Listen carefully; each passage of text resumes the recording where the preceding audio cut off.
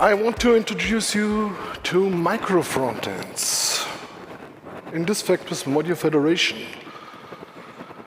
Short to me, my name is Klaus. I'm team lead at Einhell Germany AG. We are a manufacturer of tool for DIY and whatever.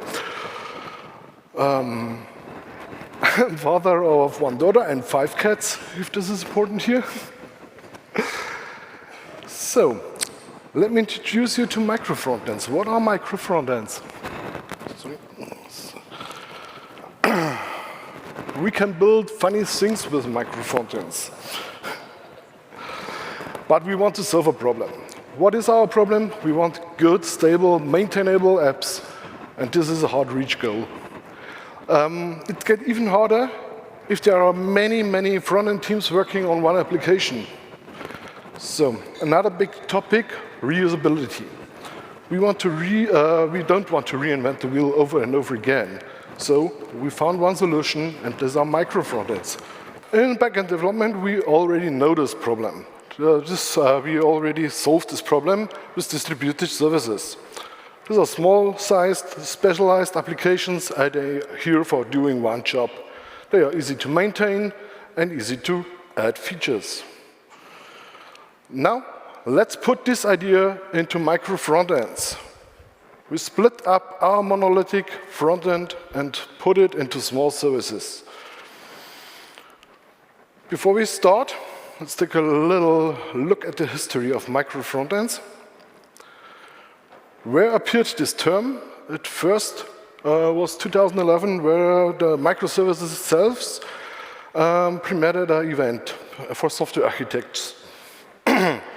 Then on 2016, ThoughtWorks added the term micro-frontend to their technology radar. I brought a screenshot for you for this. Oops. Was the first talk about micro-frontends in the ThoughtWorks. On 2017, ThoughtWorks recommended single-page applications for the micro-frontend approach. And then on 2020, Jack Jackson released this masterpiece, Module Federation. This was a plugin for Webpack this time. And 1.5 years later, already ThoughtWorks adopted this solution for micro-frontends. They recommended to use Module Federation for this approach. Till now, I think micro-frontends is still in the early stage. Nobody knows what to do, really, how to adapt it, really. And I want to show some pros and cons about this. First of all, you can easily translate your monolithic front-end into micro-frontend. You can do it step by step, feature by feature. Next thing, you get a smaller code base. A micro-frontend is smaller per definition. Here we want small little applications that we can easily maintain and easy deploy. Brings me to the independent deployment. So, if you have a special feature on one application, you can deploy each application, each remote, separately. In the end, you see in this example, we have 3 micro-frontends. We pull them in our Git, we run it through our build and test pipeline, send it to production, and then have one app which combine all 3 remotes to one application.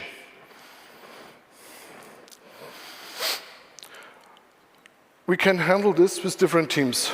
So if you have different teams which are which have to do special jobs for special front ends, the micro-frontends approach is the best you can choose for this, so I think. You can even use different technologies for micro-frontend. So you can use Vue, you can use React, but do you want this? I don't think so. Let's talk about some cons. Infrastructure and deployment. For every part of the micro-frontend, you need a separate entry point. You need a separate deployment pipeline. You need a separate domain, maybe a subdomain. And maybe you have monitoring for your frontends. Then you need, for each application, a separate monitoring. So complexity could accrue as well. Even the code base is small.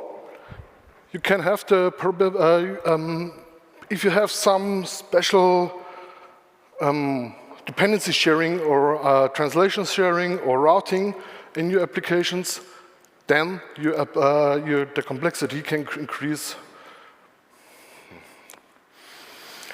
And of course, it suits hard on small projects. So in conclusion, micro-frontends are about breaking up big and scary things. Let's make them easy to maintainable, make them easy to add features, and make it easy to share with other teams.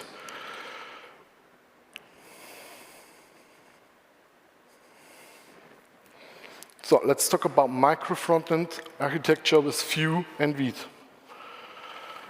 To make this magic happen, we need a little plugin for Vite, which is called vite-plugin-federation. It's brought you by originjs. This plugin is fully inspired by Webpack, and it's fully compatible with it. To use this, we need at least 2 applications, of course.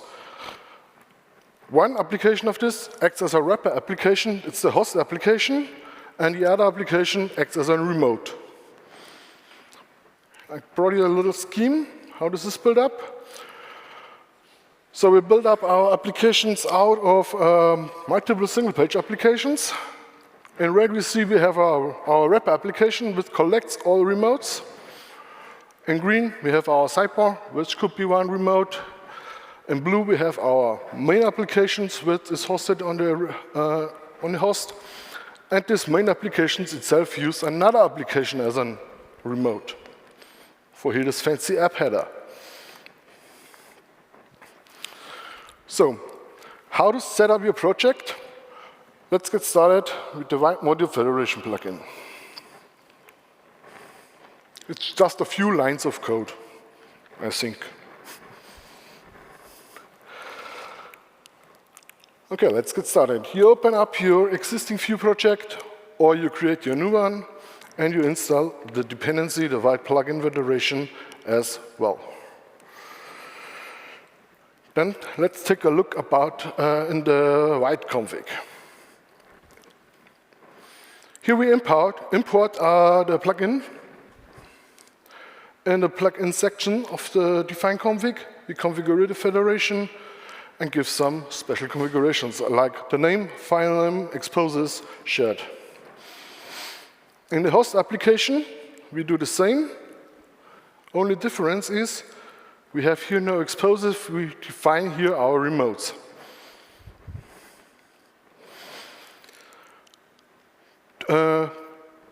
To use the remote in our host applications, let's take a look at the app view. We use here the define async component from Vue itself to make a dynamic import of the remote file and use it as a component as in our template as always. Let's take a detailed look at the configuration. First, we can define the name. This is necessary for the remotes so that we know in the host application which remote we want to import. We can define a file name. For default, it's a remote entry. And we define exposes in our remotes. So in the exposes, we define exactly which component do we want to expose to the world. We can expose Vue components, we can expose stores, and we can expose composables.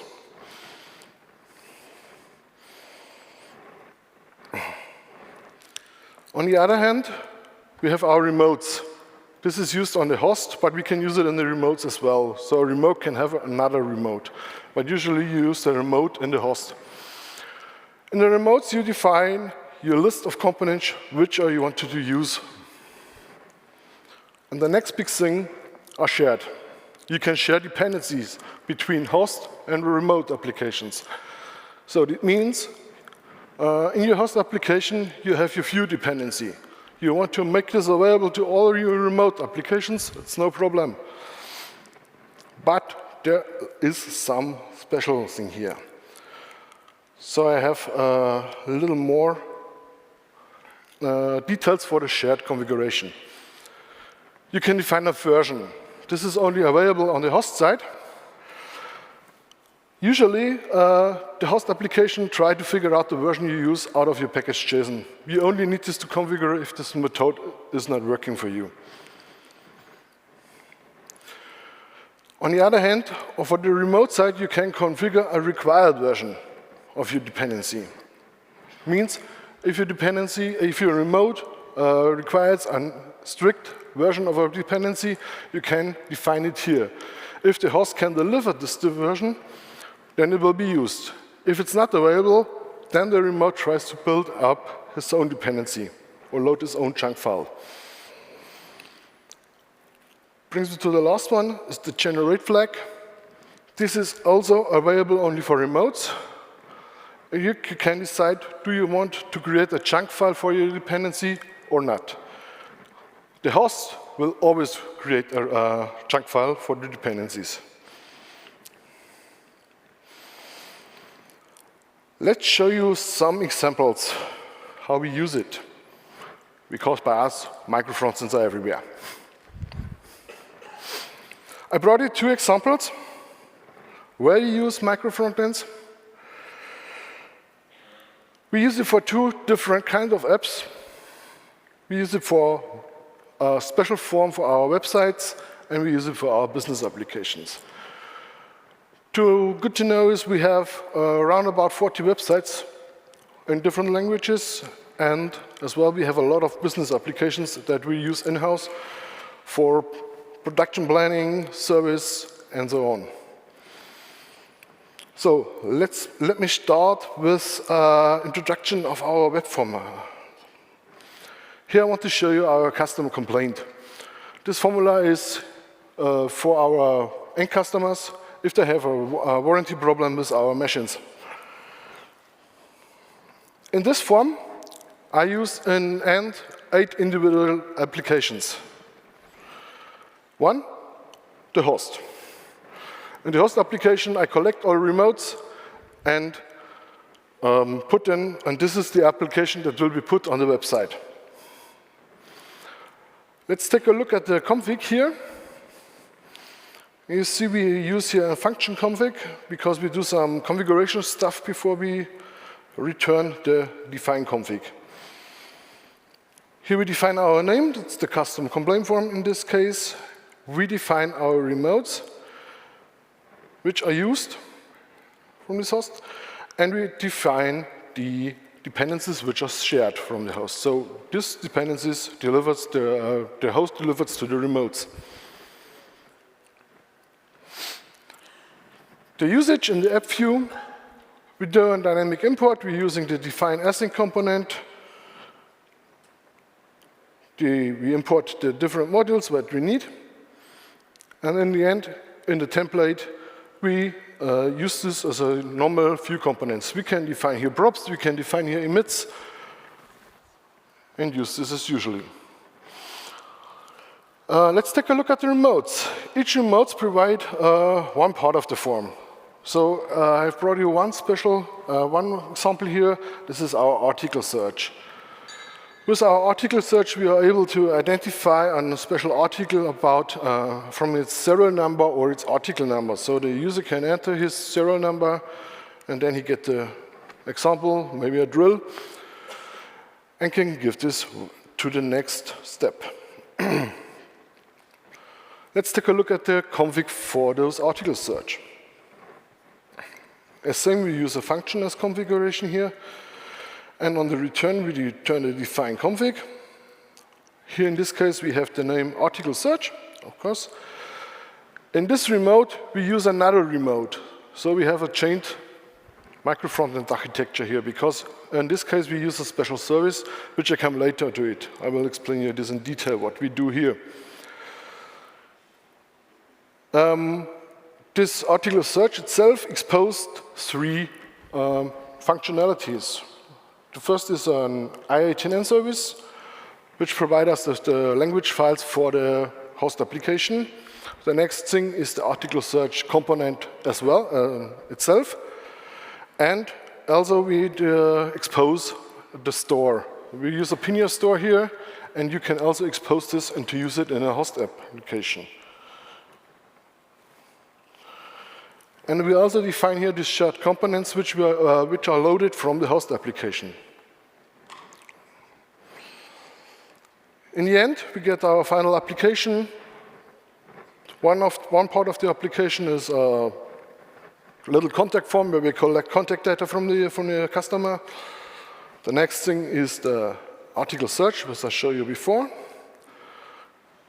Now we have the possibility to give the end customer the possibility to make some error descriptions or give some detailed information about the article. In a special case, we also offering spare parts. For this, we use a hotspot application where we provide an explosion drawing of our article, and the user can select which spare part he needs, and the same as a table list as well. Last but not least, a little summary view. And in this summary view, we collect all stores from each remote application and show the information which are stored in the stores in the Pinia store. My next example, which I bring you, is our Einhell web management system. It's called EWMS, which is a little portal software where we collect some little applications together into one portal. We decided to do this because we have special requirements here.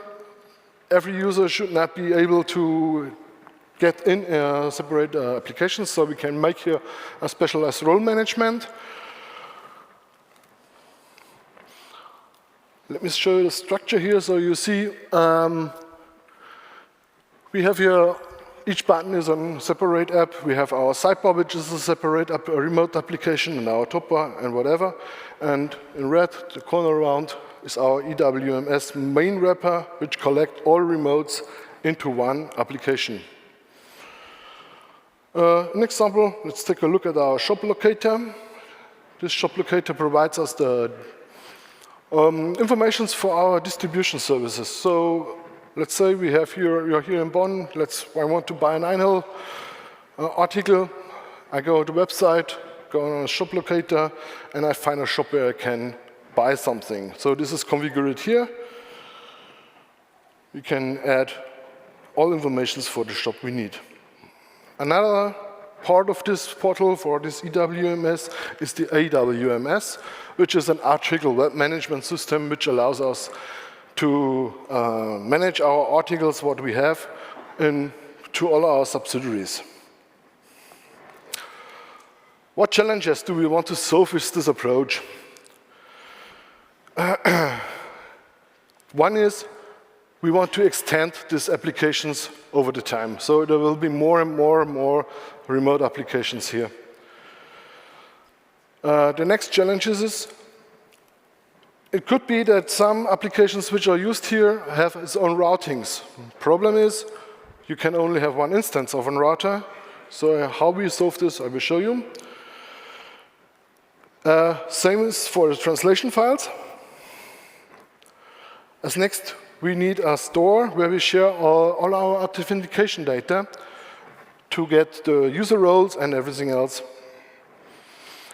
And the fifth challenge is these applications should always be available. So if one service goes down, the main application should be available as well. Okay, let's start with the first problem, the first challenge. We want to expand the application with different teams. So that's why we choose Micro-Frontend. So every team can work independently, and every team can use this technology it wants. Second problem, each application has its own routings. So, as I told you, there can only be one instance of a router, and this instance of the router is in the host applications. So, we need the possibility to import or to use the routes from the remote application in the host. So, We set up this routing in our remote application as we usually set up a route. So we create our router object and push in our routes we need. As next, we go into the vite config, and we expose our routes so we can import it or use it in our host application. This is handled as before. We make our federation configuration. We call the remote, in this case the EWMS, and import the remote. Then, in our remote application, we create another router file. We create our routes as usually we need it in the host applications, and then I make a try catch block where I do a dynamic import for the router, the remote routings. I try to import it. If I found something, I make some checks here if everything is there what I need. Then I just spread the routes that I found into the existing route object. Otherwise, I have a catch block where I do my fancy area handling. And then this is done. All routes from the remote applications are available. I can use it in the host application, and I can navigate as I expect. Same problem appears with the translation files. We have solved this problem as I solved the router problems before. So in my remote applications, I create a service, a composable, where I set up my I18N dependency. So I have here the view I18N. I create my I18N service setup as before. The important thing here is I create a function where I expose my language files with the locale it was called. So I'm doing the dynamic import to the language file. And this functionality I expose in my remote. Next thing, let's import this into in the host application. In the federation configurations on the vite config, I do the same. I get the remote entry. And then I do the same here. I make my setup for the I18N functionality. And I start again with my dry catch block and try to import the router function, the translation functionality. Here I fetch I destruct the functionality, the function that I defined in this file.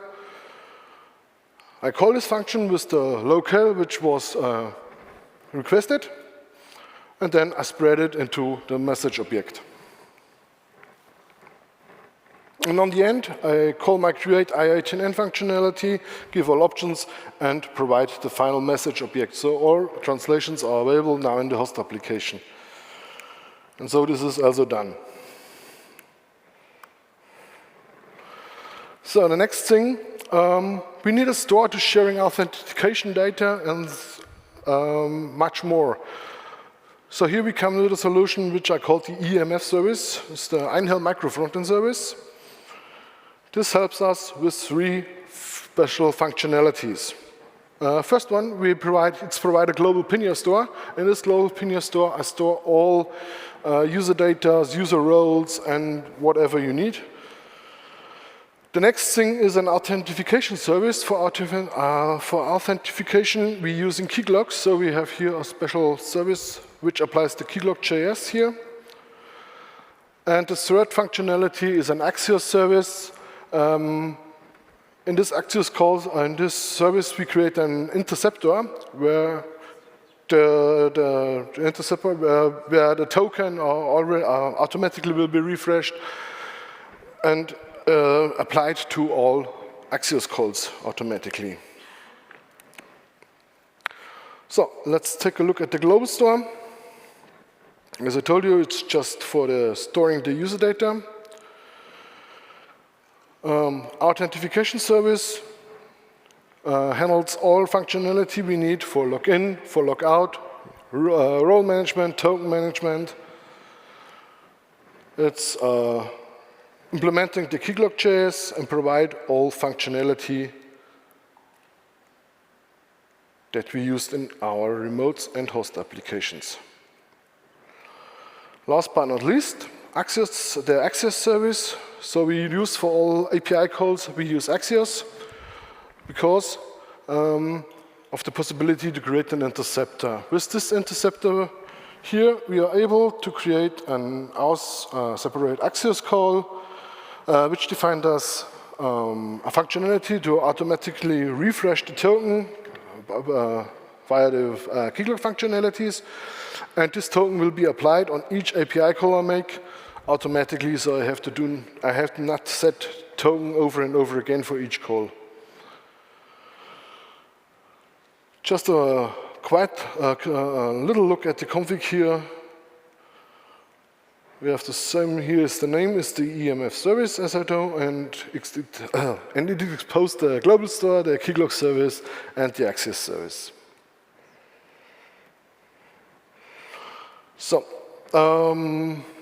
last problem, the host applications should always be available. So let's say one of the remotes going down for every reason. Don't know, maybe server down or something like this. But the host applications have a lot of remote applications in it herself, so it should always be available, of course.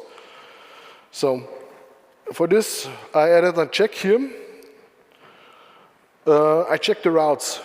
So if it's possible to import the routes, I set up my routes at first, and then I come back to my try-catch block. So if it's possible to import the store and the routes here, sorry for this,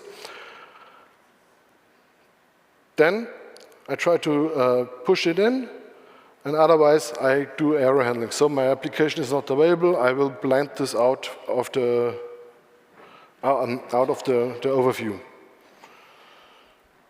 So, second approach goes in the same way. I try to import the special service in my remotes. This is called the application service, which provides me the buttons and the menu entries components.